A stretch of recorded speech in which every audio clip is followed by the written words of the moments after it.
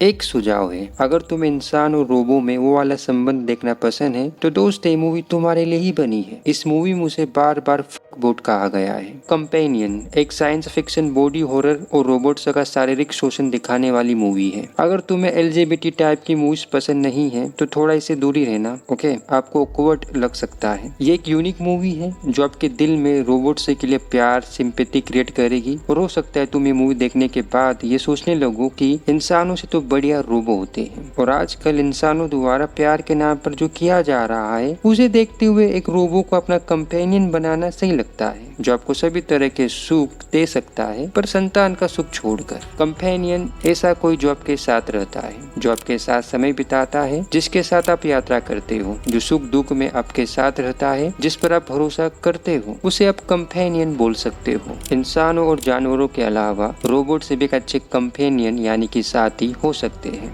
I am not joking, पर अब क्या समय आ चुका है कि हमें रोबोट से के लिए एक दो नैतिक नियम ऐसे बनाने चाहिए कि एक इंसान अपनी शारीरिक हवस और लालच के लिए रोबोट का यूज नहीं कर सकता। आप ऐसा प्रश्न खुद से पूछोगे मूवी देखने के बाद, क्या रोबोट से भी गे होते हैं? क्या रोबोट्स इंसानों के अच्छे दोस्त या साथी बन सकते हैं? इस पर विचार करते हुए कहानी चालू करते हैं।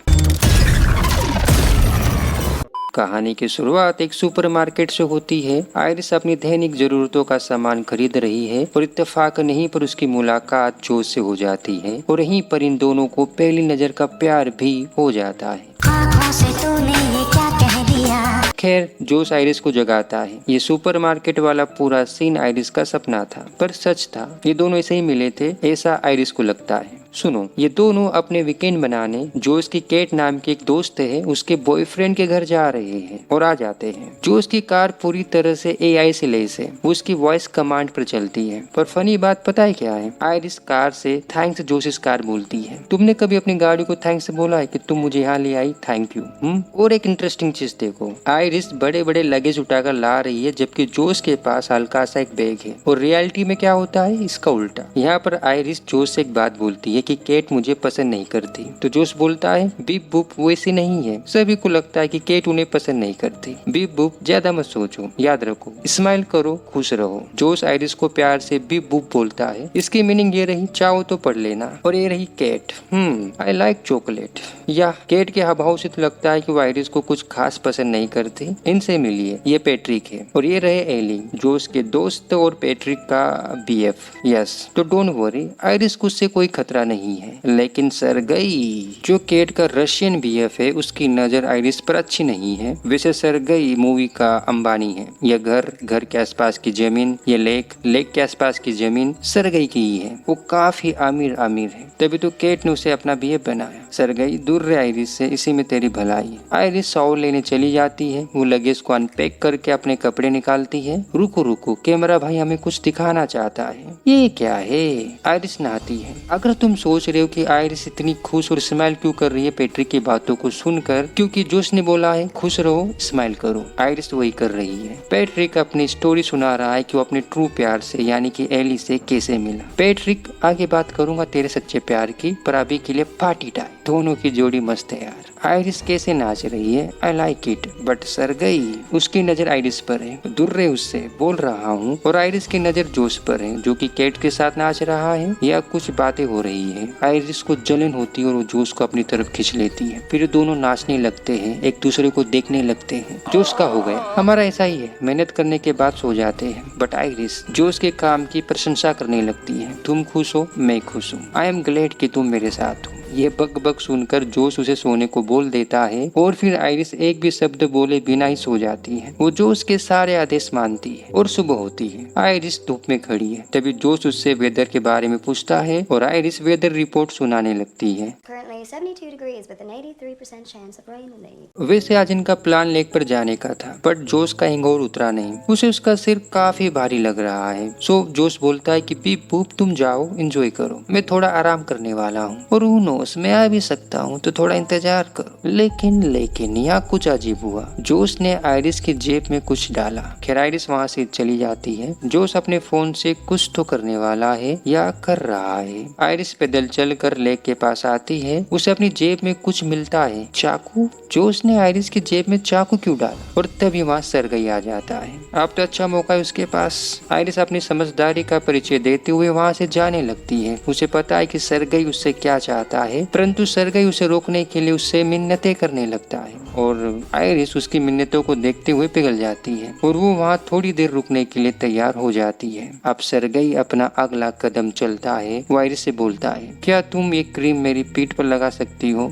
मेरे हाथ नहीं जाते वहाँ तक। एंड आयरिस लगाने लगती है। सरगई अब अपना आखिरी कदम चल कर वो डायरेक्ट आयरिस का हाथ पकड़ लेता है और उसके साथ बसलूकी करने लगता है। क्या करती है आयरिस? आयरिस अपनी इज्जत को बचाने के लिए बोतल से सरगई पर हमला कर देती है। मर गया? जिंदा है, जिंदा है। अब सरगई आयरिस पर हमला कर देता है। वो उसका गला दबाने लगता है। आयरिस खुद को बचाने के लिए अपनी जेब से जोश का रखा हुआ चाकू निकाल कर वो चाकू सरगई की गर्दन में घुसा देती है और ये चारों बैठकर बातें कर रहे हैं। तभी खून से लथपथ आयरिस बताती है। केट भागकर कहाँ जा रही है? लेक के पास जाने का रास्ता तो आयरिस के पीछे से उसके पीछे है। खैर आयरिस जोश को अपनी पूरी स्टोरी सुनाती कि सरगई उससे जबरदस्ती कर रहा था। वो मेरा गला दबाकर मुझे मारने की कोशिश कर रहा था और मैं एक ही चीज सोच रही थी कि अगर सरगई ने मुझे मार दिया तो मैं तुमसे कभी नहीं मिल पाऊंगी। थिंकिंग मुझे गला दबाने से ज्यादा पेन दे रही थी। तभी जोश बोलता है, आयरिस सो जाओ। और आयरिस सो गई। या अब तक तो सभी को पता चल ही चुका होगा कि आयरिस एक रोबो है और एक रोबो ने अपनी इज्जत बचाने के लिए एक इंसान की हत्या कर दी। यह हंसने की बात नहीं है। खैर पैट्रिक उसे चेयर से बांध देता है। तभी एली जोश के पास आता है। अब क्या करें? जोश बोलता है, एक चीज जो तुम कर सकते हो, पुलिस को कॉल करो। तो एली पुलिस को कॉल करने पैट्रिक को लेकर बाहर चला जाता है। एंड देन जोश आयरिस को फिर से चालू करता है। जोश उसे सच्चाई बताता है कि तुम एक रोबो हो, पर आयरिस को उसकी बातों पर विश्वास नहीं होता। तो जोश उससे वेदर रिपोर्ट पूछता है। आयरिस बताने लगती है। जोश अपने फोन से उसकी लैंग्वेज सेटिंग चेंज करता है और आयरिस स्पेनिश चाइनीस लैंग्वेज बोलने लगती है। जोश बोलता है, मुझे नहीं पता ये तेलुगु कौन सी लैंग्वेज है, पर तुम ये लैंग्वेज भी बोल सकती हो। ये जोश बुलवा तो एक बार आयरिस से तेलुगु, पर वो मेरी बात नहीं मानता। फिर आयरिस बोलती है, मैं कॉलेज गई हूँ, मैंने समर जॉब से की है और तो और मैं 2 बार जापान भी गई हूँ। जोश बोलता है, वो तुम्हें दी गई एक फेक स्टोरी है। आयरिस बोलती है, हम सुपरमार्केट में मिले थे। वो तो सच है। जोश, हाँ तुम्हारे लिए, बट ऐसा कभी हुआ ही नहीं। मेरे पास एक लिस्ट थी कि हमें कहाँ मिलना चाहिए, डॉग पार्क, बुक स्टोर, और मैंने सुपरमार्केट सिलेक्ट किया। तुम जानना चाहती हो कि हम कैसे मिले थे? ओके। एम्पैथिक्स नाम की एक कंपनी है जो इंसानों के लिए कंपेनियन रोबोट से बनाती है और जोश ने उसी कंपनी से आयरिस रोबोट बुलाया है। ये बंदा बोलता है, एक बार सिंकिंग प्रोसेस पूरी होने पर आयरिस आपके फोन से कनेक्टेड हो जाएगी। फिर आपको उसके साथ एक लव लिंक स्टैब्लिश करनी होगी जो आपके और आयरिस के बीच में एक इमोशनल कनेक्शन का काम करेगी। जोश पूछता है, क्या इसे पता है कि वो एक रोबो है? ये बंदा बोलता है, नहीं, ये रोबो आपकी सुविधा के अनुसार बनाया गया है। आप उसकी वॉइस, आंखों का रंग, उसकी इंटेलिजेंस बदल सकते हो। हाँ, अगर आपको उसकी फैक्ट्री रीसेट करनी है तो उसके दाहिने कान के पीछे एक थंब प्रिंट सेंसर है जहाँ आप अपना अंगूठा 5 सेकंड तक लगाए और वो रीसेट हो जाएगी। वो झूठ नहीं बोल सकती, इसीलिए वो आपके हर एक क्वेश्चन का राइट आंसर देगी। चिंता मत करिए, हमने उसकी प्रोग्रामिंग ऐसी बनाई है कि वो ह्यूमन से जानवरों और किसी को भी चाह कर भी कोई नुकसान नहीं पहुंचा सकती। आयरिस पूरी तरह से सेफ है। ओके, 100% सिंकिंग प्रोसेस पूरी होती है। आयरिस चालू होती है। वो कुछ इंस्ट्रक्शन से बोलती है ताकि लो लिंक स्टैब्लिश हो सके। जोश इंस्ट्रक्शन से फॉलो करता है। बेसिकली उसे आयरिस से 3 फीट दूर बैठना है ताकि आयरिस उसके चेहरे को स्कैन करके लो लिंक स्टैब्लिश करने की प्रोसेस चालू कर सके और लो लिंक स्टैब्लिश होने लगती है और हो जाती है। तो ये आयरिस की कहानी है। एक्चुअली में वो ऐसे मिले थे, ना कि ऐसे, और पता नहीं क्यों पर इस रूम से ठोक पिटाई की आवाज आ रही है और ये सब सुनकर आयरिस एक्सेप्ट कर लेती है कि मैं एक रोबोट हूँ। तभी वहाँ केट आती है और वो जोश से बोलती है, क्या बकवास लगा रखी है जोश, तुमने उसे बंद करो। जोश केट से बात करने चला जाता है और यहाँ एक सत्य उजागर होता है कि आयरिस के हाथों सरगई की हत्या कराने का यह पूरा षड्यंत्र इन दोनों का था। जोश पुलिस को बोल देगा कि आयरिस में कुछ टेक्निकल ग्लिच आ जाने के कारण उसने सरगई की हत्या कर दी। तभी आयरिस की नजर चाकू पर जाती है। इनकी बातें चल रही है और आयरिस चाकू के पास जा रही है और आ जाती है। वो खुद को गिराती है और चाकू लेने की कोशिश करने लगती है। तभी बिप बुप करते हुए फोन चलाते हुए जोश आता है। आयरिस खुद को फ्री करके जोश की गर्दन में एक मुक्का मारती है और फिर उसका फोन लेकर और केट को जोश का ट्रीटमेंट बताकर वहाँ से भाग जाती है। अब जोश और केट का प्लान बिगड़ चुका है। सो ना चाहते हुए भी जोश को अपनी पूरी योजना एली को बतानी पड़ती है। हाँ, ये क्या है? मोड। जोश तो उसे यही बोलता है। अब सुनो, जोश ने मोड के थ्रू आयरिस रोबोट के कुछ फंक्शंस को जेल ब्रेक किया। लाइक जैसे कि उसने आयरिस के एग्रेशन वाला फीचर को एक्सेस एक्सेस करके उसे बढ़ा दिया। फिर उसने सेल्फ डिफेंस वाला फीचर एक्सेस करके उसे भी बढ़ा दिया। यहाँ तक कि उसने आयरिस की वो प्रोग्रामिंग भी बंद कर दी जो उसे किसी को नुकसान पहुंचाने से रोकती है। और फिर उसने आयरिस की ऑब्सेशन खुद के प्रति और बढ़ा दी, जैसे कि वो सिर्फ मेरी है और किसी की नहीं। और इन सारी चीजों ने आयरिस को सरगई की हत्या करने के लिए मजबूर कर दिया। पर सवाल है, आखिर सरगई को मारा ही क्यों? प्यार व्यार का चक्कर? नहीं, तुम ही देख लो, पैसा, 12 मिलियन से अधिक पैसा, बंदूक भी है। एली बोलता है, मतलब कि हम दोनों तुम्हारी सरगई हत्याकांड के गवाह बनने वाले थे। जोश, हाँ प्लान तो कुछ ऐसा ही था, पर आयरिस के भाग जाने से सब कुछ गड़बड़ हो गई। अगर तुम चाहो तो हमारे प्लान में शामिल हो सकते हो, हम पैसों को 3 हिस्सों में बांट सकते हैं। एली बोलता है, तुम्हारा 3 हिस्सों से क्या मतलब है? तुम पेट्रिक को हिस्सा नहीं दोगे? जोश बोलता है, एली पागलों वाली बात मत करो, तुम पेट्रिक को हमारे जैसे कैसे मान सकते हो? एली जोश की बातों के लिए पेट्रिक से माफी मांगने लगता है और यहाँ पता चलता है कि पेट्रिक भी एक रोबो है बेंचो। एली और जोश में पेट्रिक को लेकर काफी हीटेड आर्गुमेंट होने लगती है और आखिर में केट एली को समझाती है, देख एली, $4 मिलियन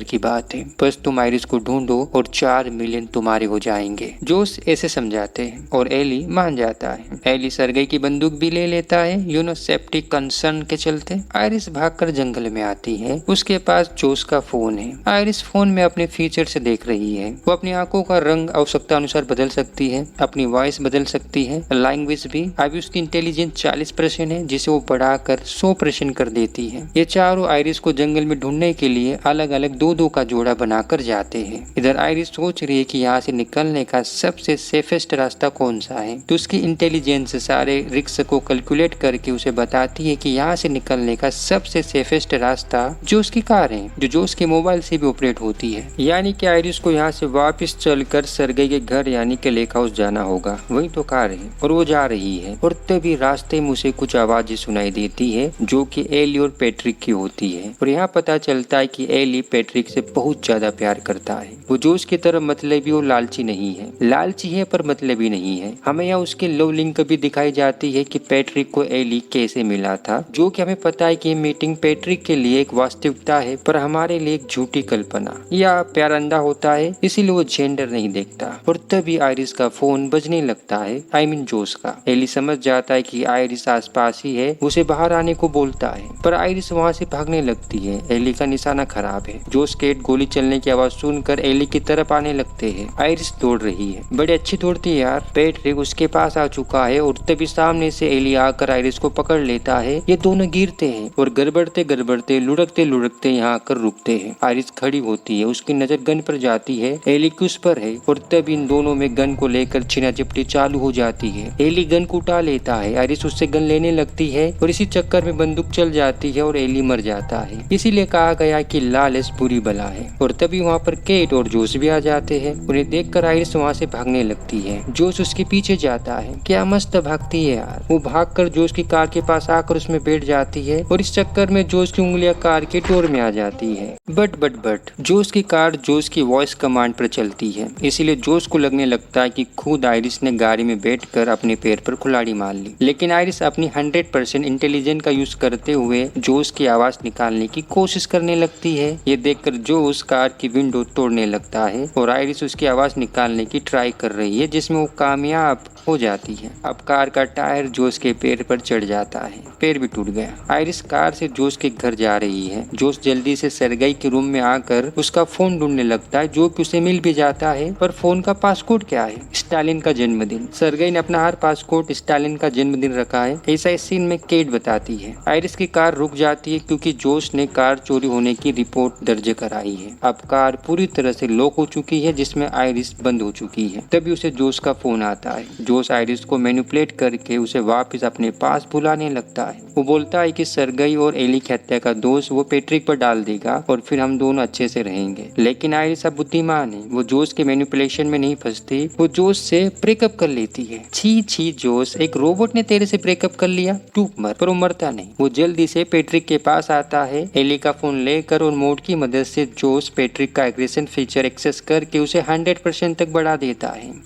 पैट्रिक की फैक्ट्री रीसेट करना बाकी है। जोश एली का अंगूठा पैट्रिक के दाहिने कान के पास लगाता है। पैट्रिक की 5 सेकंड में फैक्ट्री रीसेट हो जाती है और पैट्रिक फिर से डिफॉल्ट सेटिंग में आ जाता है। अब जोश को पैट्रिक के साथ फिर से एक लव लिंक स्टैब्लिश करनी होगी। लव लिंक में सब कुछ सेम होता है, पर एली की जगह अब जोश आ गया और लव लिंक स्टैब्लिश हो जाती है। आयरिस कार से बाहर आने की कोशिश कर रही है और तभी एक और मुसीबत यानी कि पुलिस की कार वहां से होकर गुजरती है, जो कि एली ने बुलाई थी सीन में। आयरिस कार से बाहर आती है। वो पुलिस को देखकर अपनी लैंग्वेज सेटिंग चेंज कर लेती है, बट उसकी एक प्रॉब्लम है, वो झूठ नहीं बोल सकती। सो डिप्यूटी हेनरिक्स जो उससे पूछता है, आयरिस उसे सब सच सच बता देती है, पर जर्मनी में। और बातों बातों में आयरिस उसे बोल देती कि उसने ही सरगई की गर्दन में चाकू घुसाकर उसे मार दिया। इतना सच नहीं बोलना था आयरिस, पर उसने सारी बातें जर्मनी में बोली है और इसीलिए हेनरिक्स को कुछ समझ में नहीं आया। वो तो कार में खून से सना चाकू और आयरिस के कपड़ों पर सूखा खून देखकर आयरिस पर गन तान देता है। पीछे देखो, पैट्रिक आ रहा है। हेनरिक्स आयरिस को हथकड़ी लगाने लगता है। मेरा असली दिमाग कुछ और सोच रहा था। छोड़ो भाई, पैट्रिक आता है। वो हेनरिक्स को पकड़कर इतने भारी भरकम लगातार मुक्के उसके फेस पर मारता है कि उसका फेस पूरी तरह से बिगड़ जाता है। आयरिस भाग रही है। जो उसका फोन तो ले जाती,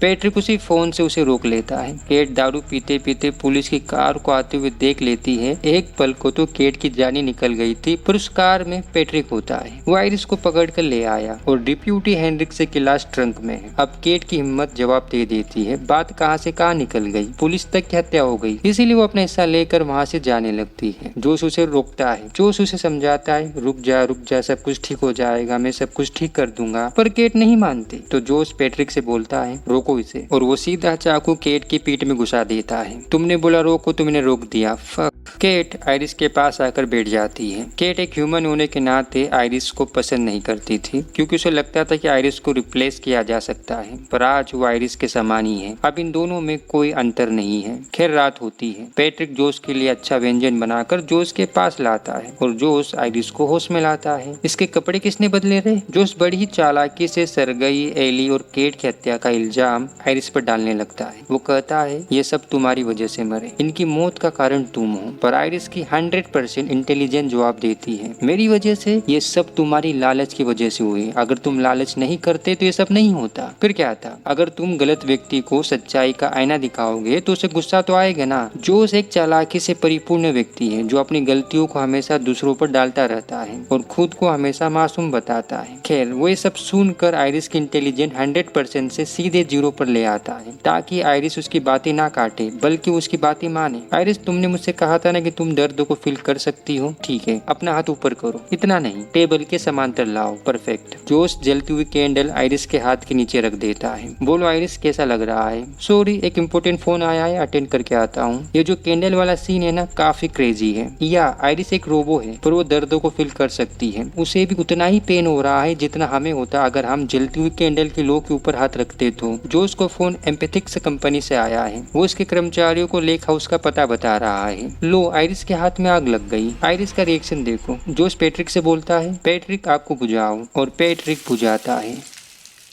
पैट्रिक, ये बंदूक आयरिस को दो। आयरिस, बंदूक लो, और वो लेती है। अब बंदूक अपनी कनपट्टी पर लगाओ, और वो लगाती है। बढ़िया। अब बंदूक का ट्रिगर चलाओ, और आयरिस चला देती है। Goodbye beep boop. Empathemics के कर्मचारी आ चुके हैं। जोश प्लान के अनुसार सारी चीजों का ब्लेम आयरिस पर डाल देता है और पैट्रिक को डिप्यूटी हेनरिक्स से बनाकर अपनी बातों को सत्य सिद्ध करवा लेता है। ये बंदा बोलता है, अगर पुलिस को यही लगता है कि ये सब आयरिस ने किया है तो हम भी इससे सहमत हैं, और वैसे भी लैब में जाने के बाद सारी सच्चाई सामने आई जाएगी। जोश पूछता है, मतलब कि जो कंपेनियन देखता है, सुनता है, वो सब कंपेनियन के अंदर स्टोर होता है। आपने पढ़ा नहीं यूजर एग्रीमेंट? उसमें सारी चीजें लिखी है। जोश बोलता है, वो कौन पढ़ता है? मतलब पढ़ा है मैंने, पर ये कैसे होगा? तो ये बंदा बोलता है कि कंपेनियन का सिर नष्ट हुआ है, जहाँ वाईफाई, एंटीना, ऑडियो वीडियो जैसे सेंसर होते हैं, लेकिन इसका महत्वपूर्ण हिस्सा यानी कि सीपीयू, जिसमें सारा डेटा स्टोर होता है, वो कंपेनियन के पेट में है और उसका पेट सही सलामत है। तो हम डेटा आसानी से रिस्टोर कर लेंगे और पता कर लेंगे किसके साथ क्या हुआ। जोश होती है, तेरा प्लान शुरू से ही गलत था, एक रोबो से हत्या करवाना और उम्मीद रखना है कि किसी को कुछ पता नहीं चलेगा, ये तेरी नालायकी है। खैर एम्पैथेमिक्स के कर्मचारी आयरिस को वहाँ से ले जाने लगते हैं। तुम्हें क्या लगता है जोश इतनी आसानी से आयरिस को ले जाने देगा?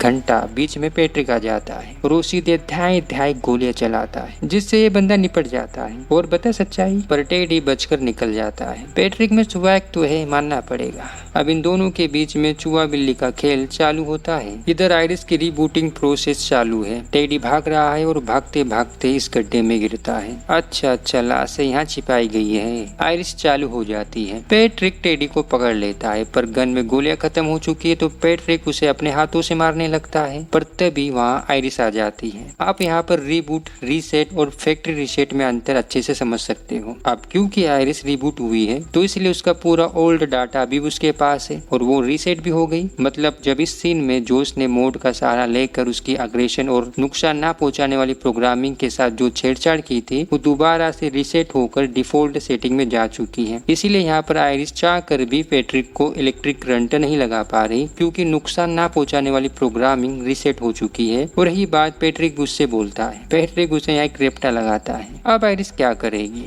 आयरिस पैट्रिक को उसका सच्चा प्यार याद दिलाने लगती है। वो उसे समझाती है कि जोश उसका इस्तेमाल कर रहा है। आयरिस उसे वो बातें याद दिलाती है जो उसने इस सीन में एली के साथ की थी और आयरिस यहाँ छिपी थी। और गेस व्हाट, आयरिस की मेहनत रंग लाती है और पैट्रिक को एली की याद आ जाती है। अब क्योंकि उसका सच्चा प्यार मर चुका है इसलिए पैट्रिक भी खुद को मार देता है। या रोबोट भी सच्चा प्यार कर सकते हैं। यहाँ पर आयरिस टेडी से एक फेवर मांगती है। आप में समझा, जोश बड़ा लेगेस 2 दिन की छुट्टी के लिए क्यों लाया था? पैसे रखने के लिए। तभी उसे कुछ आवाजें आती है। उसे लगता है कि पैट्रिक अपना काम निपटा कर आ चुका है। पर अचानक से गाना चालू हो जाता है। जोश देखने आता है कि आखिर चल क्या रहा है। पहले तो वो गाना बंद करता है। नाउ नाउ नाउ उसका सामना आयरिस से होता है। खास बात पता है क्या है? अब वो जोश के फोन से कंट्रोल नहीं हो रही, क्योंकि टेडी ने आयरिस को पूरा सेल्फ कंट्रोल दे दिया है। अब आयरिस अपने मन से कुछ भी कर सकती है। जैसे कि वो यहाँ जोश पर बंदूक तान कर उस पर गोली भी चला सकती है और झूठ भी बोल सकती है। पर कहीं ना कहीं अभी भी आयरिस को जोश के लिए कनेक्शन सा फील होता है और इसी बात का फायदा जोश उठाता है। उसे लगता है कि आयरिस उसे नहीं मारेगी या नहीं मार सकती, इसीलिए मैं उसे मारूंगा।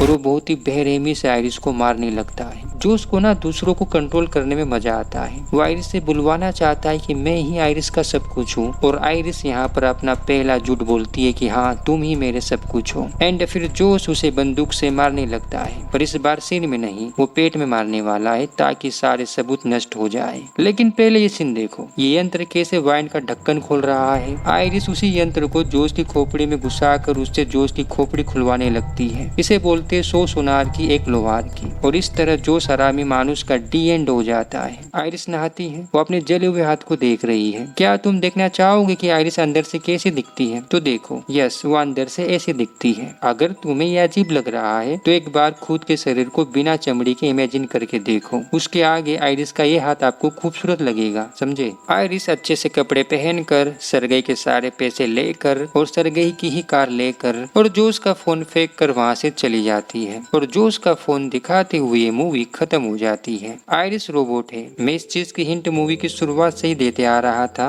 या मूवी देती आ रही थी। पैट्रिक का रोबोट निकलना ये थोड़ा ट्विस्ट भरा था। एक्चुअली इस सीन में एक हिंट थी कि पैट्रिक भी रोबो है, क्योंकि यहाँ एक ह्यूमन रहता तो वो चिल्लाता क्योंकि आयरिस भाग रही है। वैसे ये रोबोट्स चार्ज कैसे होते हैं? ये एक अच्छा क्वेश्चन है, क्योंकि मूवी में ऐसा कुछ भी नहीं दिखाया गया है कि जिससे हम पता लगा सके कि रोबोट से चार्ज कैसे होते थे। मे भी धूप से, जैसे ही धूप में निकलते होंगे चार्ज हो जाते होंगे। इस सीन से और इस सीन से यही मालूम पड़ता है कि ये सूर्य की रोशनी से चार्ज होते हैं, ऐसा मुझे लगता है। जो उनके राज को छिपा कर रखता है कि वो एक रोबो है। एम्पैथिक्स कंपनी कंपेनियन रोबोट्स को बेचती है या रेंट पर देती है, इसमें थोड़ा कंफ्यूजन है। पर मूवी में एक जगह रेंट शब्द का यूज हुआ है, तो मे भी कंपेनियन रोबोट्स रेंट पर मिलते हो। आपको चाहिए? केट और जोश दोस्त थे। जहाँ तक मेरी सोच जाती है, जोश के पास कोई काम धंधा नहीं था, इसीलिए उसे सरगई के पैसे चाहिए थे। तो इसीलिए हो सकता है आयरिस रोबो और इस महंगी कार के लिए पैसे केट नहीं उसे दिए हो, ताकि ये दोनों मिलकर सरगई को मार सके। इनका प्लान शुरू से ही बकवास था। एक रोबो से मर्डर करवाना, इससे बड़ी बेवकूफी और कुछ नहीं है। एक छोटा सा मोबाइल नंबर आपको पकड़वा सकता है। यहाँ तो चलता फिरता AI से लेस एक रोबो है, जिसमें ना जाने कितने सेंसर, ऑडियो वीडियो रिकॉर्डिंग यंत्र लगे होते हैं। खैर, ये मूवी कैसी लगी प्लीज कमेंट करें। अगर हमारा वीडियो पसंद आए तो प्लीज लाइक शेयर कमेंट करें और चैनल को सब्सक्राइब करें। मिलते हैं नेक्स्ट वीडियो में। अभी के लिए बाय बाय।